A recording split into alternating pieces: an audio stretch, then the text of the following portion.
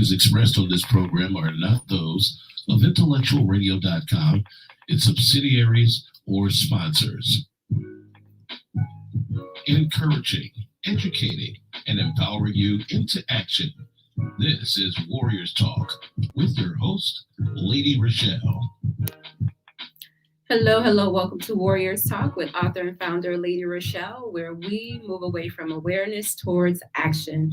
It is Breast Cancer Awareness Month, and our topic for today is the effects of cancer on family life. We are live on Intellectual Radio. We just heard from the Drive at 5 with Roman. Keep it locked right here on Intellectual Radio and allow us to feed your brain. On the last episode of Warriors Talk, Rizal and I talked about the war on cancer and where we stand. You can go over to YouTube, type in Intellectual Radio for any episodes of Warriors Talk that you may have missed. The quote of the day is, "Cancer is a word, not a sentence." We are grateful for our sponsors on today.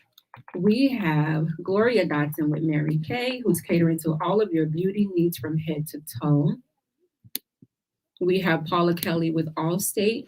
She is fulfilling all of your insurance needs in one place. We have MyLeah Symone with affordable book editing services without skimping on quality. And then we have Pastor Michael Richardson with the Emanuel C.O.G.I.C, who is giving you your spiritual food every Sunday morning at 10:15 a.m. on Facebook. Let's hear a word from our sponsor. Greetings, I am Pastor Michael Richardson. And I am First Lady Anastasia Richardson from the Emanuel Church of God in Christ. We're located at 3058 West Van Buren in Chicago, Illinois. We are building upon a solid foundation. And we're inviting you to join us every Sunday morning on Facebook Live at Emanuel C.O.G.I.C at 10:15 Central Standard Time. And you can also view our videos on our YouTube channel at Emanuel C.O.G.I.C-MR. Once again, this is Pastor Michael Richardson and First Lady Anastasia Richardson, and we're from the Emanuel Church of God in Christ. We are building upon a solid foundation. Here are your trending topics for today. Dr. Anthony Fauci said it was tough to predict when Americans could mingle again maskless indoors, according to the CNN State of the Union on Sunday. It's always tough to predict that, Fauci told co-host Dana Bash when asked when vaccinated Americans can once again show their face inside. He said, "I think if we continue to go down on cases that we're seeing right now and more people are vaccinated, as the dynamics of the outbreak, namely the amount of the virus circling the community, goes down, that he hopes that we'll be able to pull back on some restrictions and get some type of normalcy in the community."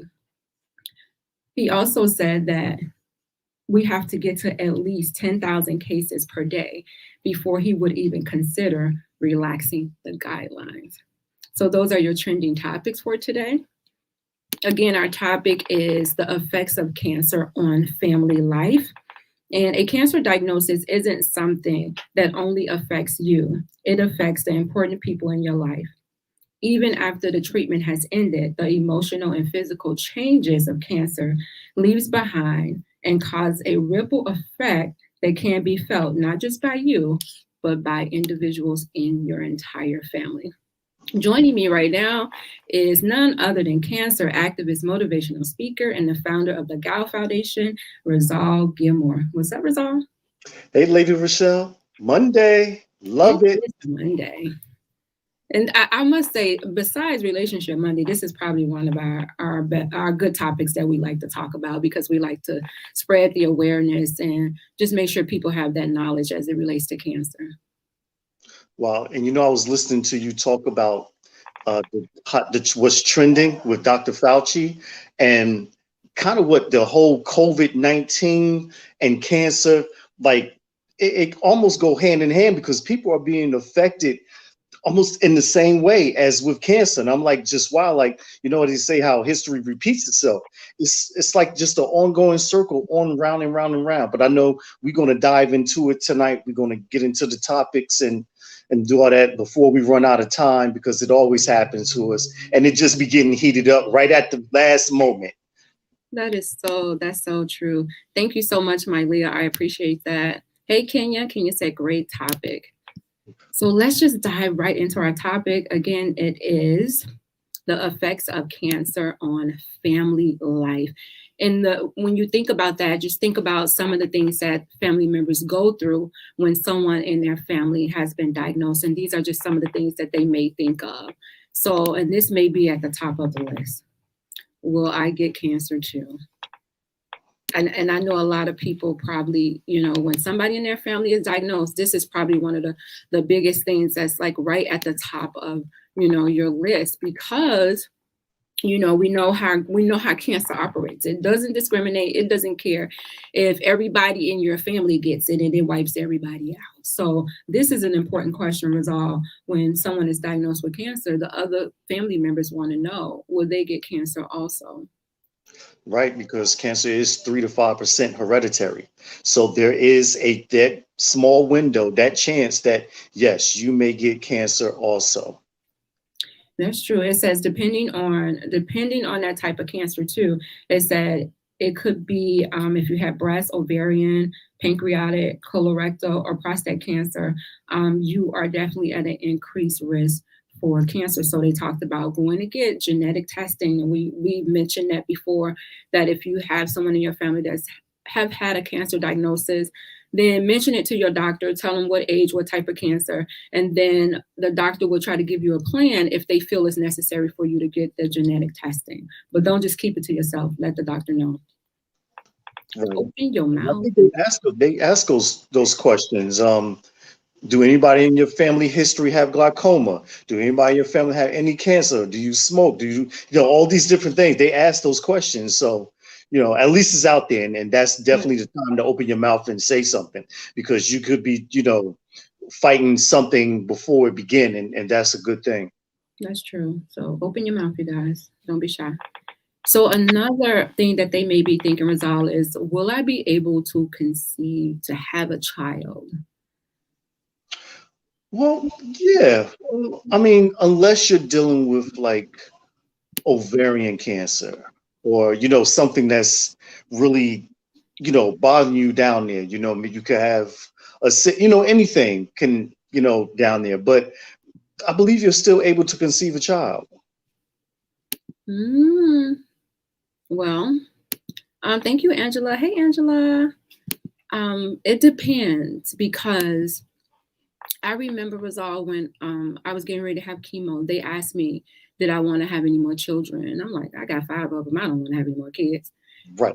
So that's what I was going to ask you. Was that before chemo, or? Yes, it was before. If you're getting ready to do chemo, forget about it, because they're getting ready to cut all of that stuff off. Yeah. Well, they ask, but you have to, like, if you're young, like if you're diagnosed younger, because I was diagnosed at 43, but if you're diagnosed younger and you don't have any kids, then you may want to talk to your doctor and be like, hey, wait a minute, can I freeze some eggs? Or if you're a male, can I freeze some sperm? You know, preserve it to see maybe later when I'm done with all of this treatment that I can have a baby, or maybe you can have a surrogate that could do it. But let me just tell you this. I've talked to a lot of younger women who were diagnosed with cancer, and they said that they did not have this conversation, and they've gotten into the middle of treatment, and because sometimes they rush you through so quick.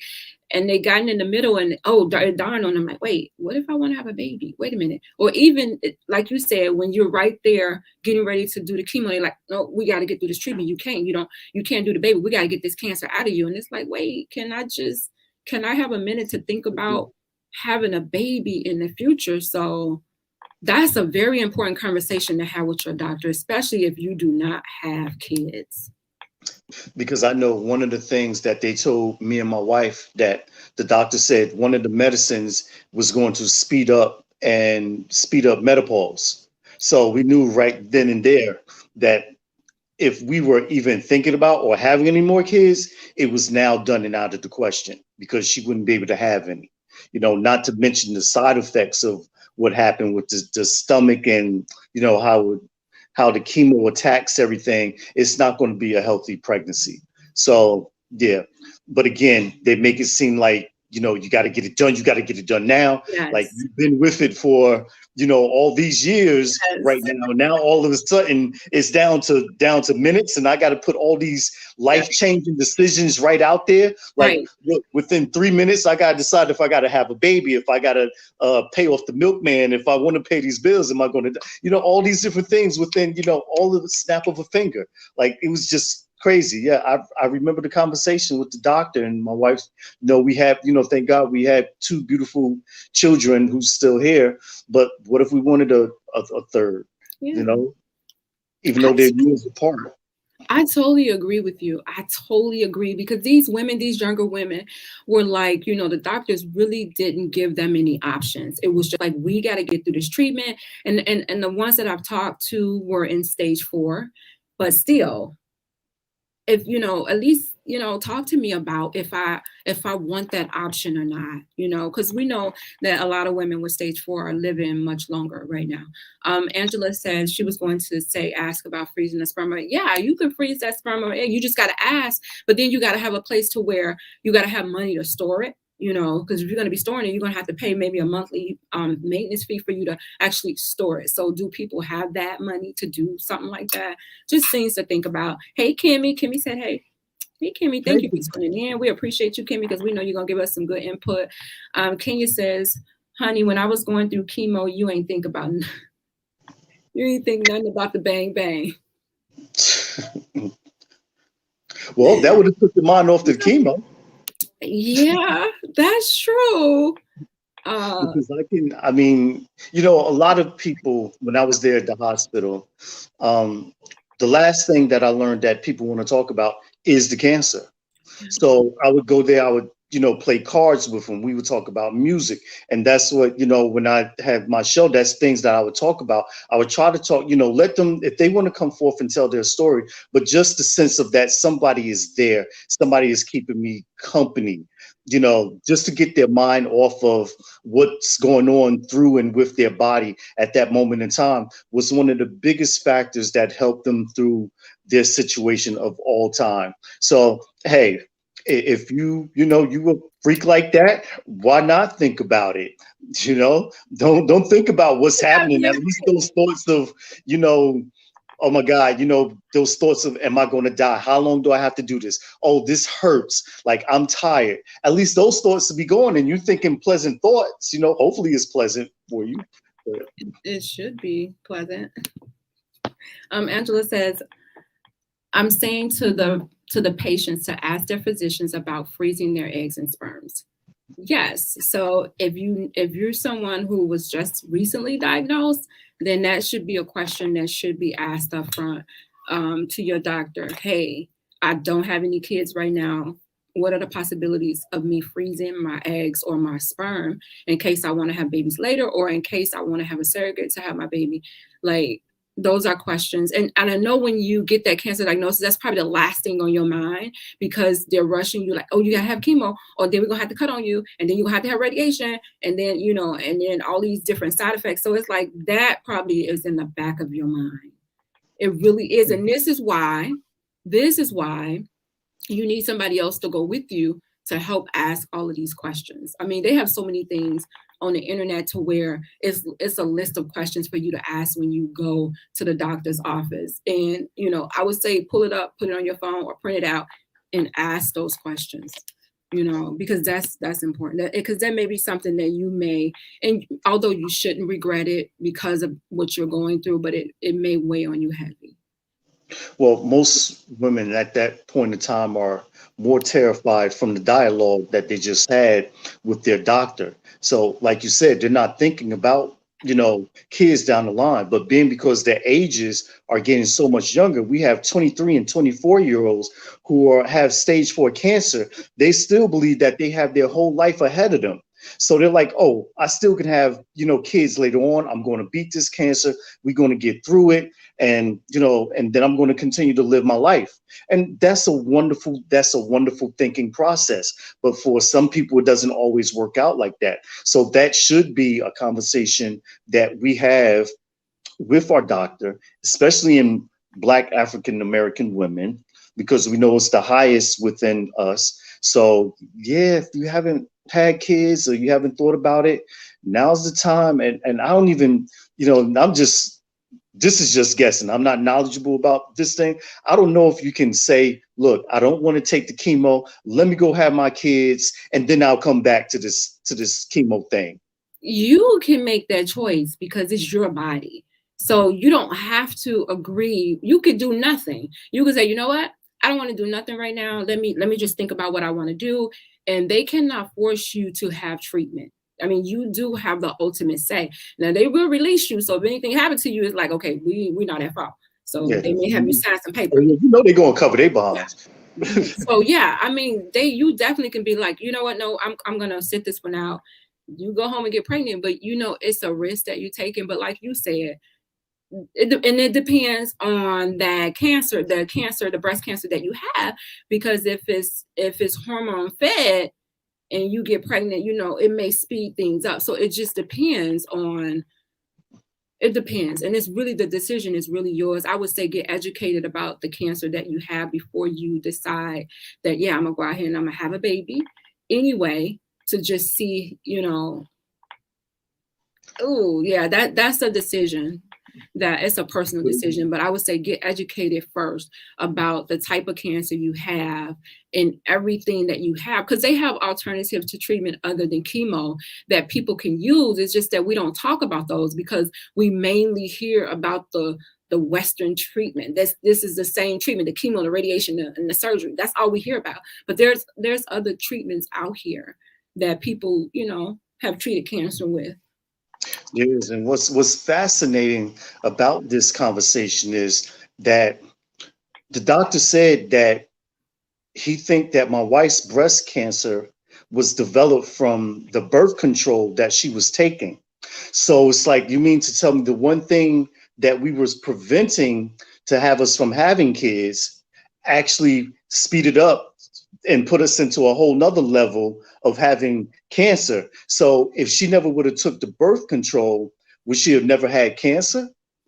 That's, just things that make you go, Yeah,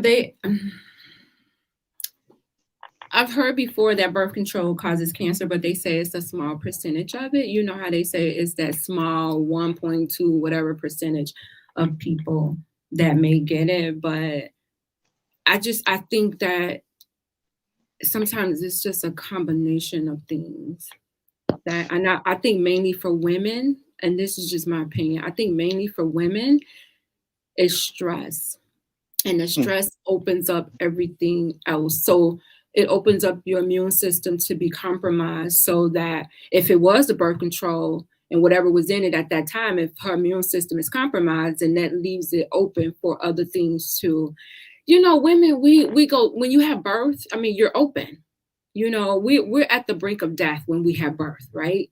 And there's so many things that's going on in our body when we give birth, and that's why it's important for us to take that time to heal after birth as well. But I mean, we put our bodies through so much, and we just have to allow our bodies a chance to heal as well. But women, we go through so much. Okay, Kenya said no question is a dumb question. So ask the question, people. She says a lot of people go the holistic way.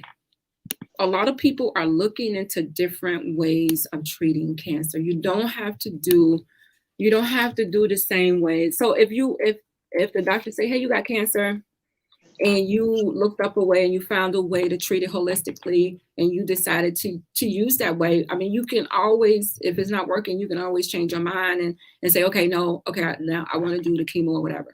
It's just totally up to you. It's up to you. So, question for you. Do you think, now looking back, that you handled the situation and you made the right decisions, the way that you handled your cancer for you and your family? Because obviously you're definitely a pillar with the girls, and you was married at the time and all those different things. You're definitely a pillar in that family. So do you think that you handle things correctly? Not saying there's a right or wrong, but I mean, are you happy with the results? I'm happy with the results. There is no right or wrong way when it's your decision. So whatever your decision is, whatever's best for your individual family, then that's what you do. Like, cause when I was diagnosed, I didn't tell my little kids. I told the big kids, my two oldest, but I didn't tell my little kids until like I was done with chemo. I had already lost my hair, and I was wearing, when I got home, I would just take the wig off, because the wig, I got it to look exactly like my hair. And I would just take it off when I get home and put on a scarf. So, just so they wouldn't notice. But my daughter, Micah, she was like, Ma, because I would go in the room as soon as I get home to switch out. And she was like, Ma, can I see what's under the scarf? And I was like, what?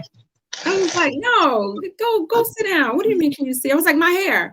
So, and I eventually told them, but I wasn't ready to tell them at the time. But the two oldest, I knew would be able to process it better. They didn't really understand because they were little. My baby was 18 months. So, she really didn't understand what was going on. So, yeah. So I just think it depends on that individual and however you want to do it. Now, would I have done some things differently as far as treatment is concerned? I would have never, I wouldn't even want the chemo. That's just my opinion. Like, if I can do something different other than the chemo, although God preserved me through that chemo, let me just tell you, like a lot of different women that went through that chemo and they complained about a lot of things. When I tell you that God preserved me through that chemo, I got chemo every Friday from 9 to 1, from February through June.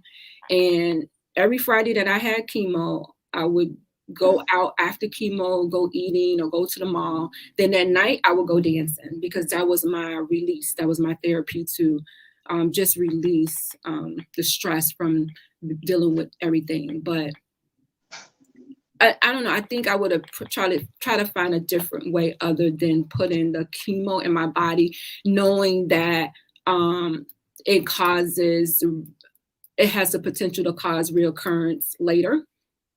So, yeah, I would have probably tried to, but I prayed about every decision that I made. So, and I asked God to guide me along the way. So I don't regret anything that I made, because I knew that He was preserving me the whole way. So if He would have steered me another way, then I probably would have went a different way. Do you think that it put a lot of stress on your family, with ones not knowing and the ones who did know? Because obviously she must have went in the closet and seen the wig hanging up. It was I hid the wig. She did, because I would have it on. Like, kids are nosy. She went through them drawers or through the closet and seen the wig and like, wait a minute, something ain't right here in Denmark. Mama ain't fooling us no more. I think because she didn't see the hair like hanging from under the wig or something. Like, how you just tie the scarf on your head. I think because she didn't see it hanging from under, she's like, wait a minute.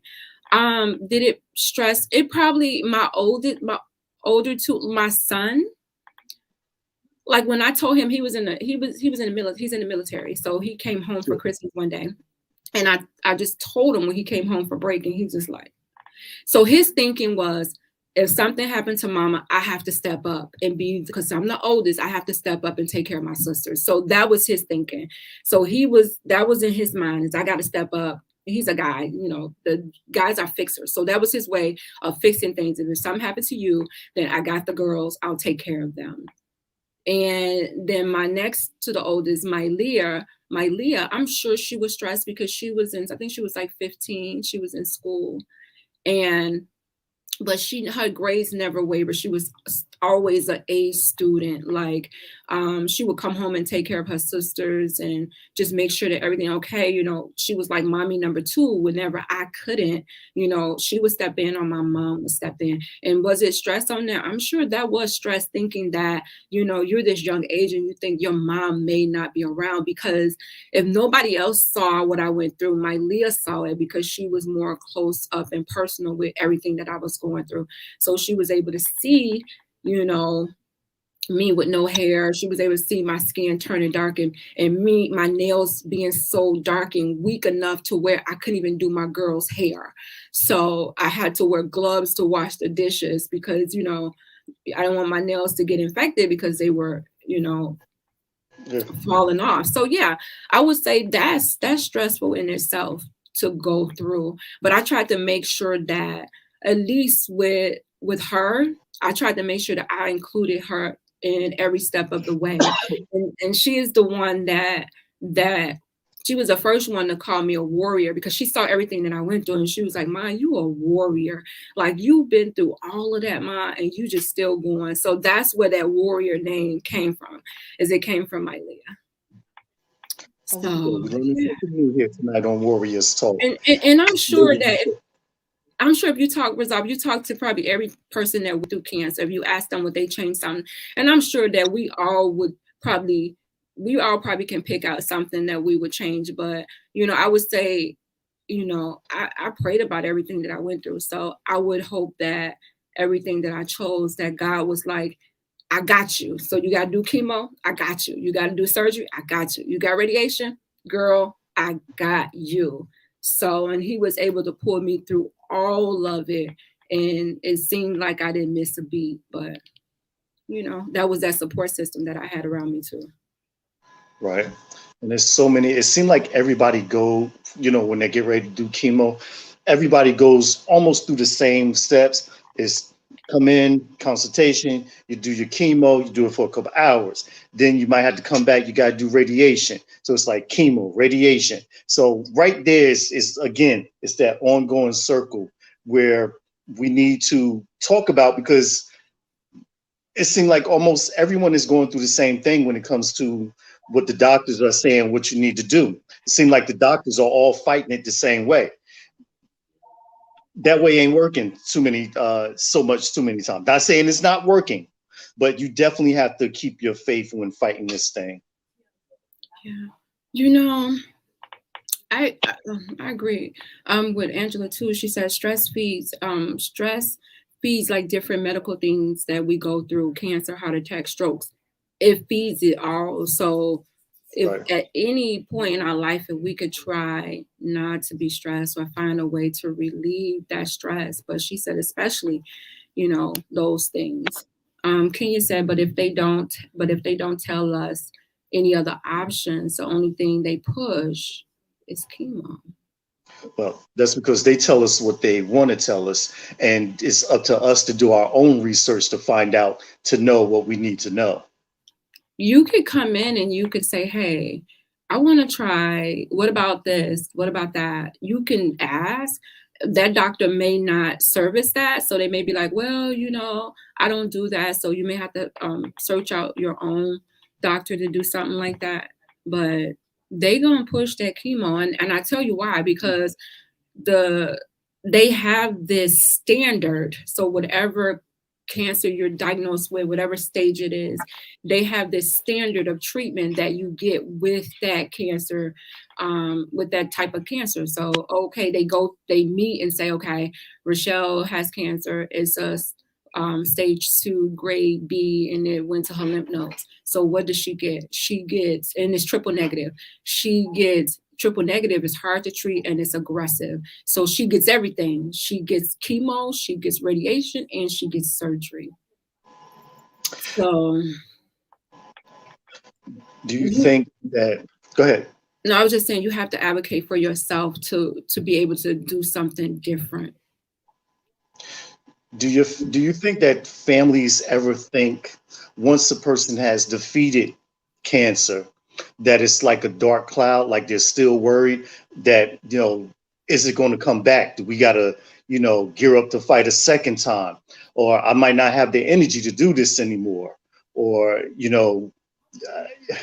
it's just so much when it comes to this disease and when it comes to families and how people are and how people act, because everybody is different and so is families. And you'll begin to see people act different towards you when you're dealing with cancer.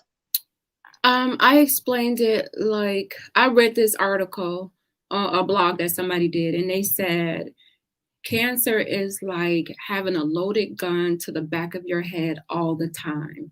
Sometimes the barrel is pushed harder in the back of your skull, and you notice, okay, yeah, I have cancer, so you be careful. And then sometimes it's not, but you never know when the trigger is going to be pulled. But the whole time you're walking around with this loaded gun in the back of your head. So that's just an example of what it feels like. Because any ache that you get, if you get like a sore or a spot or something on your body, you thinking like, oh, is this cancer? Is the cancer back? You get sick, you don't feel good for a couple of days. Is this the cancer? What's going on? And you cannot live in fear. You can't live in fear. So when those things happen, and just go to the doctor and be like, okay, I don't know what's going on, but can you just check it out so that you can have a peace of mind? But don't live with this dark cloud over your head, especially, don't live in fear, because then that's the cancer defeating you while you're living. And you shouldn't be living in fear. God has not given us a spirit of fear. He has not. So we should not be living in fear. We should not allow this heavy cloud over us. Go about your life and live and conquer some things that you wanted to do. And when life happens, address it, conquer it, and do what you have to do, but don't allow it to paralyze you. That's right. We can't keep living our lives blaming everything on cancer. I got a headache. It's cancer. My credit card declined today. It was that darn cancer. It might be that cancer. It's expensive. You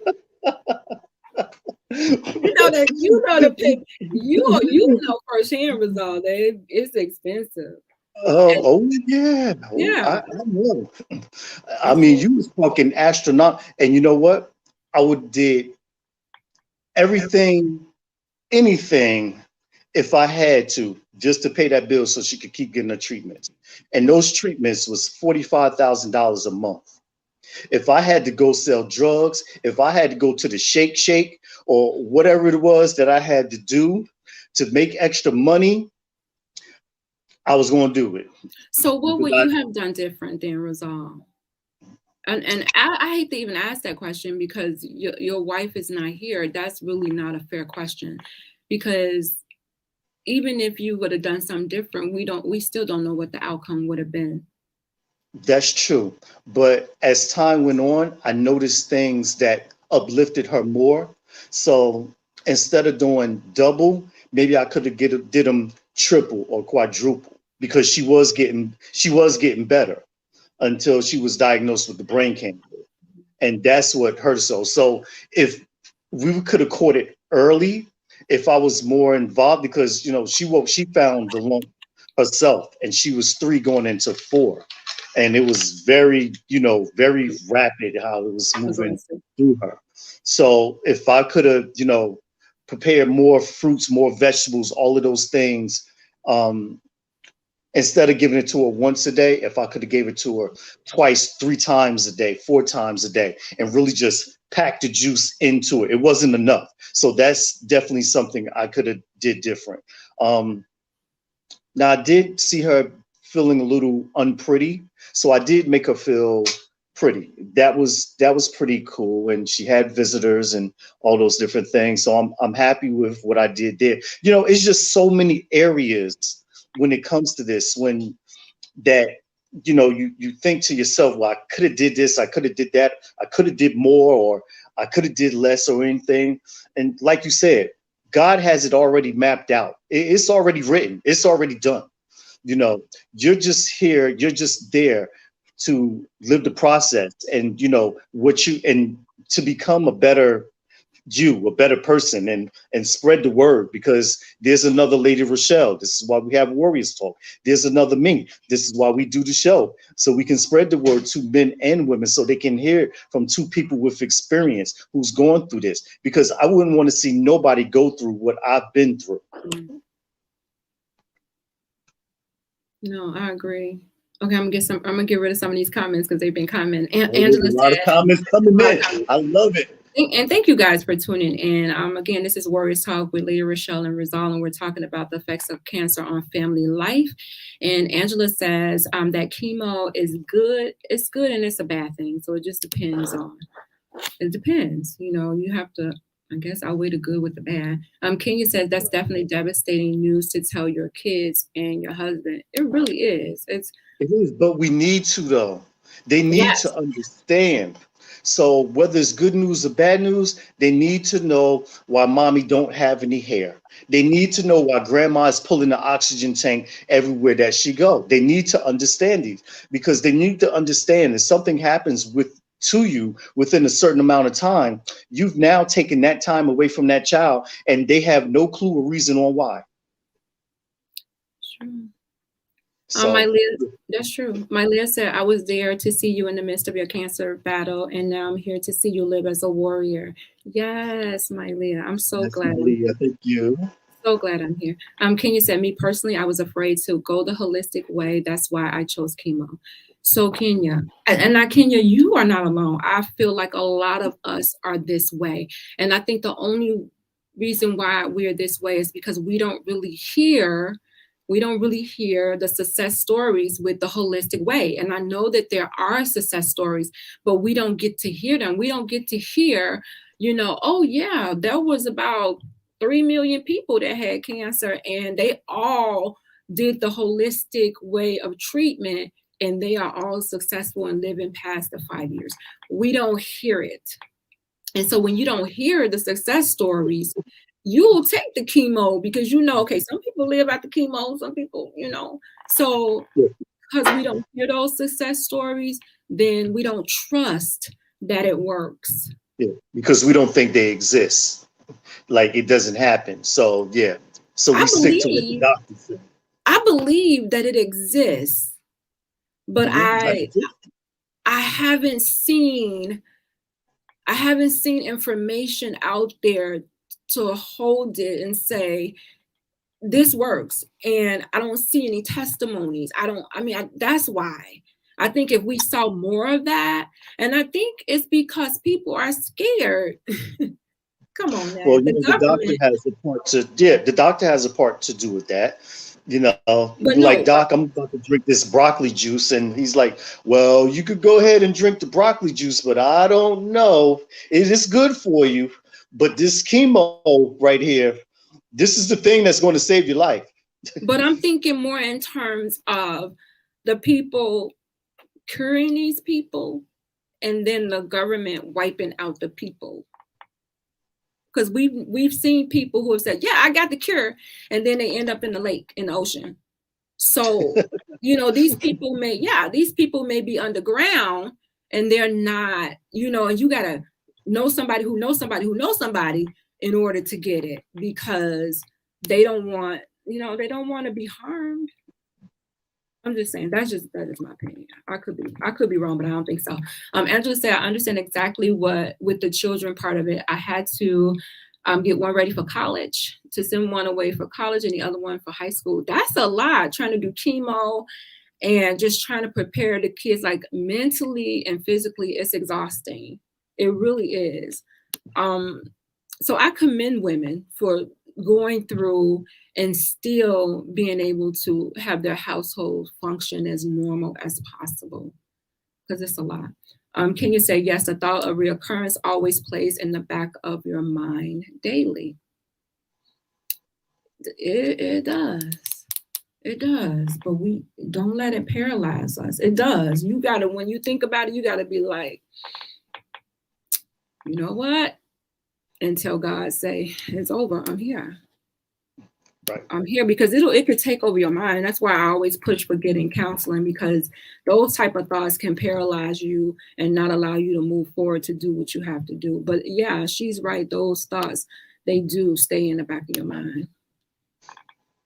Kimmy said, cancer cannot eat away your peace. It's so important to check in with them, allow for sadness. However, always give more energy, laughing with them and loving every moment granted. No one's tomorrow is promised. That is so true, Kimmy, and that is so sweet. That is true. And you just have to, life is made up of moments, and each moment that we can get that's happy, that we can savor, you just have to hold on to those moments. And if you know somebody that's going through cancer, don't avoid them. Like Kimmy said, check in with them. How you doing? I'm praying for you. I called DoorDash. You got food at the front door. I'm picking the kids up for school from you. I'm going to take you to your treatment. I don't know how you feel, but I'm sorry that you're going through this. Like I said, just have a conversation with them. That's all the people who were in the hospital wanted, was just to have a conversation, not just lay there and sleep, because we know idle hands is devil's workshop. So those thoughts are constantly ticking inside of your head. Why am I here? Your subconscious and your conscious is sitting there having a conversation with each other while you're going through chemo, and it's not good. Not at all. Not at all. And like Rizal mentioned earlier, if you have some free time, go down to the clinic and ask if you can sit with some people. I know that Kenya, she donates the chemo bags to the individuals so that they can have some things that they need while they are going through treatment, because they don't know what to bring. They just tell you to show up for chemo. You don't know. So, think about, volunteering and just giving your time to people. Even after my wife passed, I still continued to go to the hospital and sit with people. So that was good. Like you said, I had like a deck of cards. We had board games that was there, like stuff like that was left there purposely for me. So when I come back, that's what we'll sit and do. We'll chat it up. We'll talk about sports. We'll talk about all type of music, whether it's my era, their era, just different things. And, I love talking to them because that's where I get a lot of my knowledge from, is the elders. That's right. Kenya said, yes. So she's hearing something good. Angela says, my neighbor just buried her daughter in August who went the holistic way. She refused the chemo way, but did radiation. It didn't work for her at all. Not saying that going that way, that is their case with everyone. So just think about it. That's why I say it's a personal choice. It really is. It's a personal choice. And there's so many. When you say holistic way, like there's no one holistic way, right? So it may be a way where they say, okay, eat all fruits and veggies, and that's all you eat. Then it may be one that says, don't eat any sugar. Then it may be one where you do something different. So it's like, it's not one set way for you to say, I'm going the holistic way, and this is what I'm doing. Like there's so many different undocumented ways that you can go holistic. And Kenya, is this what she said? Yeah, she says, you hit it right on the nail. We never hear the success stories of people that went the holistic way that has been living like 20 years. Like and like I said, if they are, they're not out there. We don't hear it. It's not pushed. We don't hear the testimonies. Like we share our testimonies because we went through this toxins with chemo. Like we're sharing our testimonies, but we don't hear those testimonies for us to feel comfortable enough to make that choice. So my doctor told me, it was a lady who was 33. We had the same type of cancer. She chose to do something different. And I chose to do the chemo radiation. Well, she passed. And at 33, and I feel so bad, but I'm like, well, it was her choice to do whatever it is she chose to do. But it's totally up to you. I don't want to get into like a bidding war, like, don't choose chemo, choose this, because it's a personal choice. But I just say, get educated on whatever choice that you choose. Just get educated on that choice. Right. Yeah. I mean, there is one young lady that I do know who chose the holistic way, and it's been a while. Let me see, it's probably about good 10 years for her. And she was stage 1. She's far as I know, because I haven't spoke to her in a while. Far as I know, she's still living. And Erica Bracey, the brave chick, I think she did half holistic and then half Western. So she did them both together, and she's still here, and she's blessing other women who are going through. So I do know that's one person I do know that went, she did half holistic and half traditional, and she's still here. Kimmy said it's extremely crucial that family allow the people dealing with cancer to feel free to be vulnerable, free, safe, and loved. It is a scary process for everyone. That is true. That is so true, Kimmy, because a lot of times sometimes we make people feel so bad when they going through. We have all these little comments, and I think somebody mentioned, like, they'll say, "Oh, girl, you got the good type. At least you got the good type of cancer." Breast cancer is not. No cancer is the good type of cancer. Nobody wants to get cancer. People are still dying from breast cancer. So how is that the good type of cancer? And be there to listen to them when they want to talk. Just be. Sometimes they don't want your opinion. Sometimes they don't want your feedback. They just want somebody to listen. And I agree, Kimmy. Vulnerable, safe, and love. I totally agree. But now, what about the ones who are hard-headed? It wasn't that my wife was hard-headed, but she didn't want people to have pity for her. So she didn't want to tell anybody what was, going on with her and stuff like that, why they wasn't seeing her, so much, why she wasn't around. Then I've had, some females like, forget it. I got it. Oh, well, you got to die somehow. And their attitude just totally changed. Like, those things right there is a big impact on the family, because you're not even going to try to live. You're just going to give up. You must not want to be around. If that's the case, you didn't want to be around, then you could have offed yourself a long time ago if that was the case, and, got it over with. So now we're here and we want you here, but you're just talking negative. That negativity is in the air. I totally understand about that pity party. Certain people you can tell, then certain people, if you don't want to tell them, then don't. Because the last thing you need is the negative energy from people. I mean, there's probably a reason why, like, you don't want certain people to know. Like, because when I was first diagnosed, I didn't tell a lot of people. Because I had to process the information myself before I can really tell anybody else. I'm going to read this comment, and then Angela's. Kenya says, "Who wants a pity party?" I totally understand. That's why I didn't want to share with anyone. I totally agree, Kenya. I kept it to myself until I got so far in my treatment and I felt like I can stand and open my mouth and say something. Because when you are first diagnosed, people are going to have their opinions. Oh, you should do this. You should do that. No, so-and-so died from that. Girl, don't do this. Girl, don't do this. Girl, I heard chemo. Like, you need to be able to process that yourself so that you can make an informed decision on what to do, because you have to live with that decision that you make. All of a sudden we got all these doctors and people popping up that know everything and ain't even sat in a chair or nothing, in their life. That's true. Angela said, "Yes, it does, Kenya, but I just lost 3 extremely close girlfriends back to back. I was their caretaker to them, to 2 of them while their family members work. Both passed away 6 months apart. Let me tell you, my life was forever changed since doing it, but cancer returned. But I trust God." So wait, is Angela a survivor? Huh? Say that again. Is Angela a survivor or? Yes, Angela Gillum. Yes, she is. So, and then she ended up taking care of these other individuals, and that plays on your psyche too. Taking care of other people, and then they pass from it. Like, it weighs heavy on you. And like when my father passed after he was diagnosed after me, I had that survivor's guilt. When he passed away, I'm just like, Lord, what just happened?